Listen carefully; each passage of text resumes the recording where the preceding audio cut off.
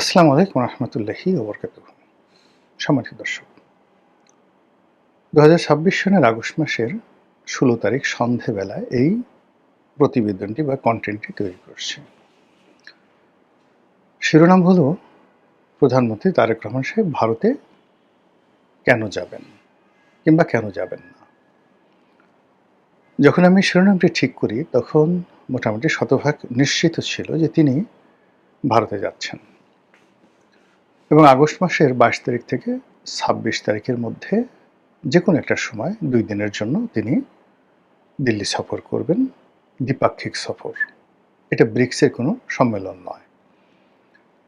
সেই দ্বিপাক্ষিক সফরে যাওয়ার জন্য ভারতের যে বিখ্যাত একটি হোটেল তাজ প্যালেস, সেই তাজ প্যালেসে প্রেসিডেন্সিয়াল স্যুট বাংলাদেশের যে দূতাবাস, সেই দূতাবাসের পক্ষ থেকে বুকিং করা হয়েছে, এই মর্মে ইন্টারনেটে নানা রকম খবর ছড়িয়ে পড়েছিল। সবাই যখন মোটামুটি নিশ্চিত যে না ঠিক আছে এবার ভারত যাবেন, তখন আমতে আমতে করে সরকারের যে বিরোধী দল, সরকারের বিরোধী দল, দেশের বিরোধী দল, সেটা এখনো তারা প্রমাণ করতে পারেননি, যেটিকে অনেকে আমি এবং মামুদের দল হিসেবে বর্ণনা করেন। তারা নানাভাবে প্যাও পু বলার চেষ্টা করছিলেন যে এটা করতে হবে, ওটা করতে হবে, আদারওয়াইজ তারেক রহমান সাহেবকে যেতে দেওয়া হবে না।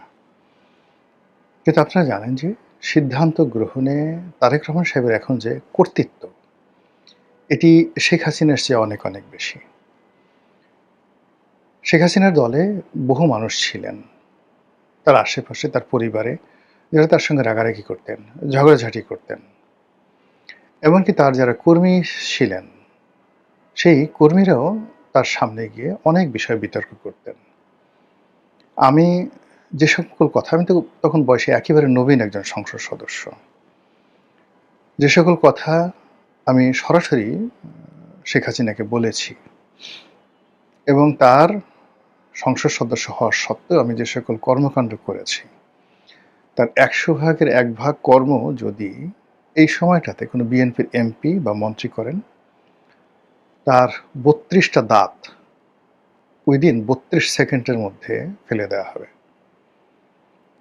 কেন আমি বলি, ধরুন আমি সংসদ সদস্য, তা আমি লিখলাম এই কাদের মোল্লা সেই কাদের মোল্লা নয়। সরকার যখন বিচার করছে যুদ্ধাপরাধীদের, তখন বললাম যে এই কাদের মোল্লা সেই কাদের মোল্লা নয়, এখানে কোর্টে যাকে বিচার করা হচ্ছে কসাই কাদের রূপে, সে আসলে আব্দুল কাদের মোল্লা, ফরিদপুর বাড়ি, আর যে কাদের মোল্লার বিচার হওয়া উচিত সে মারা গিয়েছে, তিনি কসাই কাদের, মিরপুরের বিহারি কাদের, কসাই কাদের। আচ্ছা, এখন আপনি এই যে বর্তমান আইসিটিতে মামলা চলে, এইরকম একটা হট মামলার সম্পর্কে কোনো এমপি কথা একটু বলুক তো দেখি, কত বড় সাহস। আমি অর্থমন্ত্রী, স্বরাষ্ট্রমন্ত্রী, সেই সাহারা খাতুন, মহিউদ্দিন খান আলমগীর, তাদেরকে নিয়ে টেলিভিশনে নির্মম নিষ্ঠুর সমালোচনা করেছি।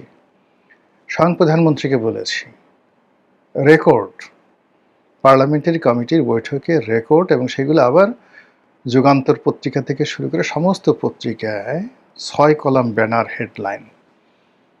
এমপি রনির অভিযোগ প্রধানমন্ত্রীর কোনো চেইন অফ কমান্ড নেই। আপনি এরকম একটা কথা এখন কোন একজন এমপি বলুক, তারপর সেটা আসুক যে তারেক রহমান সাহেবের কোনো চেইন অফ কমান্ড নেই। দেখেন দাঁত কয়টা থাকে। ওখানে বসে সরকারি দলের এমপি তখন তারেক রহমান সাহেবের প্রশংসা করেছি। বেগম জিয়াকে নিয়ে লিখেছি স্বপ্নলোকের গল্পযুগে বেগম জিয়ার রাজনীতি। একবার নয়, দুইবার নয়, তিনবার নয়, বহুবার ইউনূস সাহেবকে নিয়ে লিখেছি। তো এই গণতন্ত্রটা আওয়ামী লীগের জমানাতে ছিল।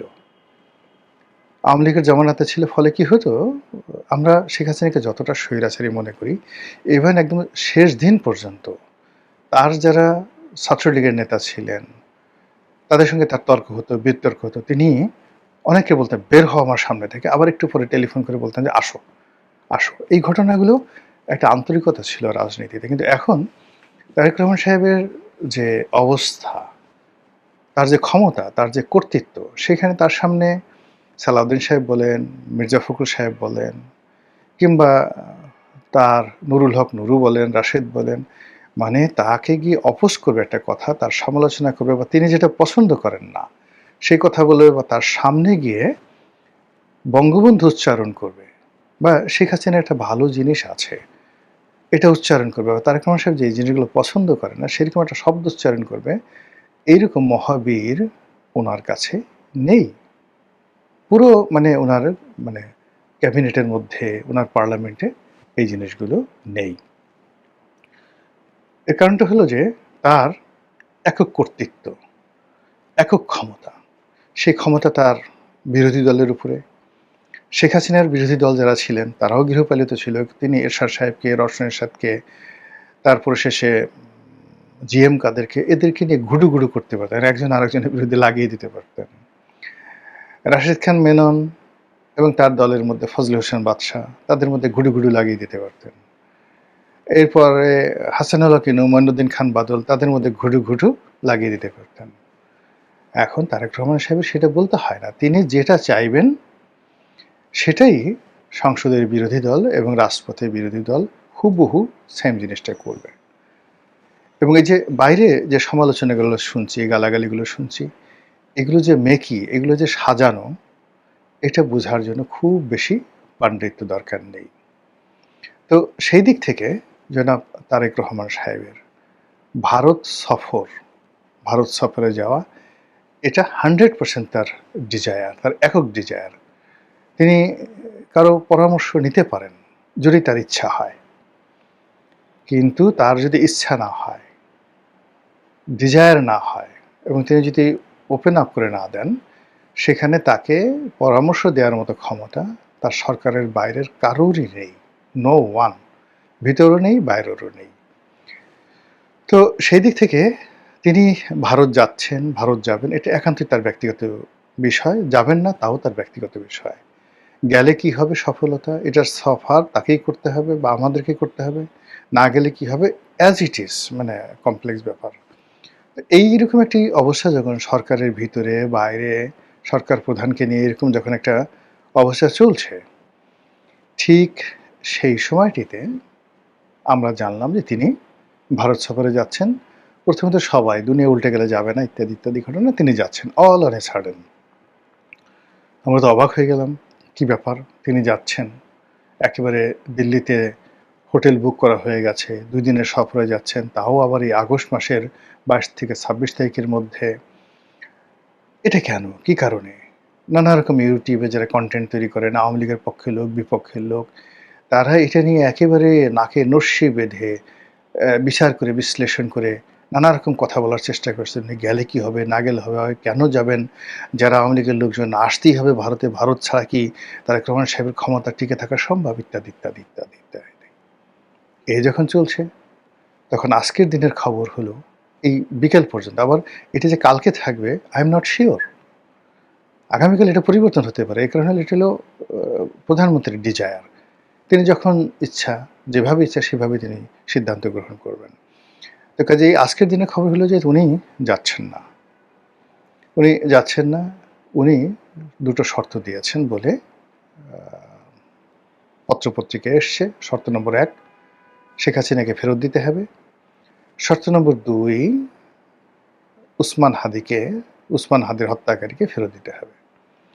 এটা যেভাবে আলোচনা হচ্ছে, তদ্রূপ ডিপ্লোম্যাটিক ল্যাঙ্গুয়েজে পররাষ্ট্র মন্ত্রণালয়ের থেকে বলা হচ্ছে যে জনাব তারেক রহমান সাহেব প্রধানমন্ত্রী, তিনি যে ভারত যাবেন, এটা যাওয়ার জন্য যে একটা অনুকূল পরিবেশ দরকার, সেই পরিবেশটা এখনো তৈরি হয়নি বা সৃষ্টি হয়নি। ব্যাস, এই পর্যন্তই। তো এরই মধ্যে আবার তারেক রহমান সাহেবের যারা বিরোধী পক্ষ বা যারা চান তারেক রহমান সাহেব ভারতে যান, ভারতে যাওয়ার পর ভারত তাকে শিকল দিয়ে আটকে ফেলুক। শিকল মানে কি? মায়ার বন্ধন, ভালোবাসার বন্ধন। গলায় মালা পরিয়ে আটকে ফেলুন। তারপর তার হাতে শেখ হাসিনাকে তুলে দিবেন। তারপর তাকে অনুরোধ করবেন যে আপনি আওয়ামী লীগের সেই নিষেধাজ্ঞা উঠে পড়ুন। আর আওয়ামী লীগের লোকজন শামীম ওসমানের নেতৃত্বে, জাহাঙ্গীর কবির সাহেব নানক এর নেতৃত্বে, বাহাউদ্দিন নাজমী সাহেবের নেতৃত্বে প্লেন ভরে ভরে লন্ডন, আমেরিকা থেকে হাজার হাজার লোক বাংলাদেশের এয়ারপোর্টে আসবে। কোটি কোটি মানুষ তাদেরকে অভ্যর্থনা জানাবে। আর বিএনপির লোক আর জামাতের লোক ঘরে শুয়ে শুয়ে লেমন চুষ খাবে। এই যে এটা স্বপ্নবিলাসী কল্পনা, এই কল্পনা যারা করেন তাদের বক্তব্য হলো তাকে ভারত যেতেই হবে। ভারতে না গেলে তিনি টাকা পাবেন কোথায়? ডিজেল পাবেন কোথায়? গ্যাস পাবেন কোথায়? এই মুহূর্তে তো বাজেটারি সাপোর্টের জন্য তার যে টাকা দরকার অ্যাটলিস্ট $4 to $5 বিলিয়ন দরকার। সেই $4 থেকে $5 বিলিয়ন চীন তো তাকে দিচ্ছে না। একমাত্র ভারতই তাকে দিতে পারে। সৌদি আরবও তাকে দেবে না। কেউ দেবে না। কোনো বন্ধু নেই। IMF দেবে না, ওয়ার্ল্ড ব্যাংক কেউ দেবে না।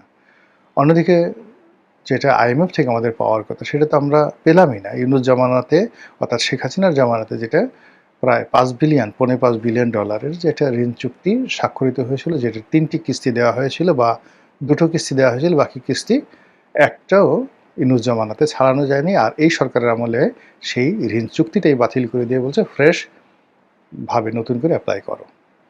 আর সেই নতুন অ্যাপ্লাই করা হয়েছে কিনা আমরা জানি না। তবে যে একটা রিপোর্ট দেখলাম সেটা হলো ওয়ার্ল্ড মানে IMF মানে ঋণের ভারে জর্জরিত 10টি দেশের তালিকা করেছে, তার মধ্যে বাংলাদেশও আছে। কখন যে আরও মন্দ রিপোর্ট এই ব্যাপারে চলে আসে আমরা বলতে পারি না। তো এইরকম যখন অবস্থা চলছে তখন সরকার পরিচালনা করার জন্য তার টাকা দরকার। আর ওই যে আওয়ামী লীগের যারা লোকজন, ভারতপন্থী যারা লোকজন, তারা বলছে যে এই সময় ভারত ছাড়া আসলে তাকে কেউ সাহায্য করতে পারবে না এবং ভারত তাকে যে শর্ত দেবে, যে চুক্তি দেবে সেটা অনুধাবন করে মেনে নিয়েই তাকে যেতে হবে। অন্যদিকে যারা ভারত বিরোধী শক্তি আছে বাংলাদেশে, তাদের বক্তব্য হলো আমরা না খেয়ে মরবো, দরকার হলে উটের চামড়া খাবো, জুতোর চামড়া আমরা সেদ্ধ করে খাবো। আমাদের আল্লাহ রসুলও তো একবার এরকম ৬-৭ বছর পরিবার পরিজন নিয়ে এরকম অবরোধের মধ্যে পড়েছিলেন। তারা সেই উটের চামড়া খেয়েছেন, তারপর জুতোর চামড়া সেদ্ধ করে তারপর তারা ক্ষুণ্ণিবৃত্তি নিবারণ করেছেন। তো পেটে পাথর বেঁধেছেন। তো সেরকম যদি হয় আমরাও সেই কাজ করবো। আমরা ভারতের কাছে কোনো অবস্থাতেই আমাদের আত্মমর্যাদা বিসর্জন দেব না। আমাদের ঈমান আছে, ইয়াকিন আছে, আমল আছে। আমরা ফু দিলে অনেক কিছু হয়ে যায়। এরকম যারা একটা ইলিউশন, হ্যালুসিনেশন এর মধ্যে যারা আছেন তাদের কথা আলাদা। এখন আমরা বাস্তবে আসি। বাস্তবে হলো যে প্রতিবেশী ভারত আমাদের বৃহত্তম প্রতিবেশী। আমাদের ট্রেড অ্যান্ড কমার্সের একটা বিরাট অংশ তাদের সাথে হয় এবং আমাদের অনেকগুলো সফট পাওয়ার, সেই সফট পাওয়ারে ভারতের অংশগ্রহণ আছে। নেতিবাচক বলেন, ইতিবাচক বলেন। আমাদের সেনাবাহিনীর মধ্যে, পুলিশের মধ্যে, সিভিল সার্ভিসের মধ্যে, বিচার বিভাগের মধ্যে, তারপরে সিভিল সোসাইটি যেটিকে আমরা সুশীল সমাজ বলি, সেখানে পত্রপত্রিকায় সাংবাদিক থেকে শুরু করে একেবারে ভিক্ষুকদের মধ্যে ভারতের এজেন্ট আছে বলে অনেকে অভিযোগ করেন। তো কাজে এ সকল সফট পাওয়ার দিয়ে তার সঙ্গে সঙ্গে আবার প্রায় ৪,২০০ কিলোমিটারের বা ৪,৩০০ কিলোমিটারের বিশাল সীমান্ত ওদের সাথে আমাদের আছে এবং বাংলাদেশে একটি বৃহত্তম রাজনৈতিক দল, যে রাজনৈতিক দলে এই মুহূর্তে অ্যাটলিস্ট 40% তাদের সমর্থন রয়েছে এককভাবে, মানে আওয়ামী লীগের। আর যদি কম্বাইন্ডলি ধরি যে আওয়ামী লীগ করে না কিন্তু বিএনপিকে এখন পছন্দ করছে না, জামাত করে না কিন্তু আওয়ামী লীগও করে না কিন্তু বিএনপিকে, এরকম সাধারণ যারা সরকার বিরোধী লোকজন রয়েছে প্লাস আওয়ামী লীগের, এই সংখ্যা হয়ে যাবে অলমোস্ট 70%। অর্থাৎ বিএনপির 35% ভোটার আছে। সেই 35% ভোটারের মধ্যে হাইয়েস্ট 10 to 15% ভোটার এখন বিএনপির প্রতি স্যাটিসফাইড, বাকি লোকগুলো হাপিত্তাস করছে। জামাতের ধরেন ভোট আছে 10% to 11%, কেউ বলে 7%। জামাতের একটা বিরাট অংশ কিন্তু হ্যাপি না এখন, জামাতের ব্যাপারও হ্যাপি না, বিএনপির ব্যাপারও হ্যাপি না, তারা বিকল্প খুঁজছে। তো কাজেই একেবারে শেখ হাসিনাকে চায়, আওয়ামী লীগের ফেরত চায়, এদের সংখ্যা 40%। আর সরকার বিরোধী যে শক্তি রয়েছে তাদের সংখ্যা আরও 30%। সব মিলিয়ে 70% লোক সরকার বিরোধী। কাজে এই যে সরকার বিরোধী বিশাল একটা গোষ্ঠী, সেই গোষ্ঠী বিদ্যুতের একটা নতুন সমস্যা হলে, তারপরে ডিজেলের সমস্যা হলে, এলপিজির সমস্যা হলে, টাকার সমস্যা হলে, ব্যাংকে গিয়ে টাকা না পেলে, এলসি করতে না পেলে, ঘুষ দুর্নীতি দেখলে, চাঁদাবাজি দেখলে একসঙ্গে হাউকাউ করে ওঠে। এবং এটা কোনো অবস্থাতেই প্রতিবেশী যদি এখানে ইন্ধন দেয়, অর্থাৎ তাদের হাতে যে সফট পাওয়ারগুলো আছে সেইগুলো, প্লাস ওই যে 40% আওয়ামী লীগের যারা লোকজন রয়েছে তারা মানে জনগণমন, মানে আর কি বলবো, আর দ্বিতীয় অংশ বললাম না, ভারতের দিল্লির দাদারা যেভাবে বলবেন সেভাবেই তারা চলবে, এর বাইরে তারা যাবে না। এই যে ডিফিকাল্টিসগুলো, সেই ডিফিকাল্টিসগুলো বর্তমান সরকারের জন্য একটা মানে যাকে বলা হয় বিরাট বোঝা হয়ে গেছে। তারা ভারতকে অ্যাভয়েডও করতে পারবে না, আবার ভারতের সঙ্গে সম্পর্ক নাকে খত দিয়েও করতে পারবে না। এখানে যে স্মার্ট নেগোসিয়েশন রয়েছে, সেই নেগোসিয়েশনে যেন কোনো অবস্থাতেই ভারতের সঙ্গে আলোচনার দরজাটা বন্ধ না হয়। তারেক রহমান সাহেব এখন যথেষ্ট বয়স হয়েছে তার, he is about 62 years old, যথেষ্ট বয়স হয়েছে, কিন্তু সরকার পরিচালনায়, রাষ্ট্র পরিচালনায় একেবারেই নবীন। এই বাস্তব অবস্থাটা তাকে বুঝতে হবে। ২ নম্বর হলো যে এইরকম ডিপ্লোম্যাটিক লেভেলে সম্পর্ক করা, ভারত এবং বাংলাদেশের সম্পর্কের ক্ষেত্রে বা এনি মানে যাকে বলা হয় ফরেন রিলেশন, এই রিলেশনের ক্ষেত্রে যেটা আউটস্ট্যান্ডিং হিস্ট্রি রয়েছে, চীনের সঙ্গে আমাদের যে সম্পর্ক সেটা সেই ফাহিয়েনের আমলে কেমন ছিল, কিংবা মগধে যখন রাজা বিম্বিসার ছিলেন, সম্রাট বিম্বিসার ছিলেন, তার ছেলে যখন সেই অজাতশত্রু ছিলেন, যখন গৌতম বুদ্ধ জীবিত ছিলেন, তখন এই মগধের সঙ্গে রাজনীতির সঙ্গে কি কূটনীতির সম্পর্ক জড়িত, কিংবা আলেকজান্ডার যখন এসেছিলেন তখন এই নন্দ বংশের সঙ্গে তার কি সমস্যা ছিল, কি করে চাণক্য ক্ষমতায় এলো। এই যে রাজনীতির একটা যাকে বলা হয় সূত্র, এই সূত্র কখনো পরিবর্তন হয় না। ৫,০০০ বছর আগে যেমন ছিল, ৩,০০০ বছর আগে তেমনই ছিল, ২,০০০ বছর আগে যেমন ছিল, ইখতিয়ার উদ্দিন মোহাম্মদ বিন বখতিয়ার খলজির জমানাতে একই ছিল এবং এখনও সেম আছে। প্রধানমন্ত্রী আগে এই বিষয়টা বুঝতে হবে, জানতে হবে, টু দি পয়েন্টে সিদ্ধান্ত নেওয়ার আগে তিনি নিজে লেখাপড়া করে জানেন, বুঝেন, অথবা তার আশেপাশে যারা আছে তাদের মাধ্যমে এই পুরো জিনিসটি, এটা নিয়ে ছেলে খেলা করা যাবে না। কোনো অবস্থাতে এখানে ইগো দেখানো যাবে না, কোনো অবস্থায় এখানে মাথা নোয়ানো যাবে না। Things should be handle very smartly. সম্রাট আকবরের মতো মানুষকে ঈশা খানের মতো ছোট্ট একজন জমিদার তিনি কিন্তু সামাল দিয়েছিলেন কূটনীতির কারণে, অসাধারণ কূটনীতি, অসাধারণ বিদ্রোহ মানে বীরত্বের কারণে। তো সেই জিনিসটি যদি আমরা এই 2026 সনে এসে এলোমেলো করে ফেলি, একটা ক্ষুদ্র ভুল ইরানের জন্য কি পরিণতি ডেকে নিয়ে আসে, লিবিয়ার জন্য কি পরিণতি ডেকে নিয়ে আসে, ইরাকের জন্য, কিংবা ধরেন ইউক্রেনের জন্য। ছোট্ট ভুলটা শুরু হয়েছিল একেবারে ছোট্ট একটা জায়গা থেকে। রাশিয়ার সঙ্গে যে ইউক্রেনের যুদ্ধ, আপনি দেখবেন এত ছোট, শুনলে আপনার হাসি পাবে। হুতিদের সাথে এখন সৌদি আরবের যে যুদ্ধ, এত ছোট। ফলে এখন ভারতের সাথে বাংলাদেশের যে সম্পর্ক, সেই সম্পর্কটা আসলে খুব সেন্সিটিভ জায়গা আছে। এখানে এমন কিছু ঘটেনি যে কারণে আলোচনার দ্বার বন্ধ হয়ে যাবে। আর এভাবে শর্ত দিয়ে কখনো বন্ধুত্ব হয় না। বন্ধুত্ব করার জন্য উদারতা লাগে, বন্ধুত্ব করার জন্য কৌশল লাগে, বন্ধুত্ব করার জন্য উপহার লাগে, ভাইস ভার্সা লাগে। আপনাকে আমি দেব, বিনিময়ে আপনিও আমাকে দেবেন। সেই ভাইস ভার্সা না থাকলে ওয়ান সাইডেড বন্ধুত্ব হয় না। ভারতের কাছ থেকে আমরা কি পাবো আর ভারতকে আমরা কি দিতে পারি, what can we do India for India, এই জিনিসগুলো আগে বুঝতে হবে। ভিখারির কোনো শর্ত থাকে না, পরাজিতের কোনো প্রার্থনা থাকে না, শুধু আত্মসমর্পণ, শুধু আত্মসমর্পণ। আর সমপর্যায়ে ছাড়া বন্ধুত্ব হয় না, ইকুয়াল ছাড়া বন্ধুত্ব হয় না। মাস্টারের সাথে মানে মাস্টার মানে প্রভু, প্রভুর সাথে দাসের কখনো বন্ধুত্ব হয় না। একমাত্র আল্লাহর সাথে, আল্লাহই বলছেন যে আমি তোমার মালিক, তুমি আমার দাস, আসো লেটস হ্যাভ এ ফ্রেন্ডশিপ। একমাত্র আল্লাহ ছাড়া এই সুযোগ আর তার বান্দাদেরকে কেউ দেয় নাই।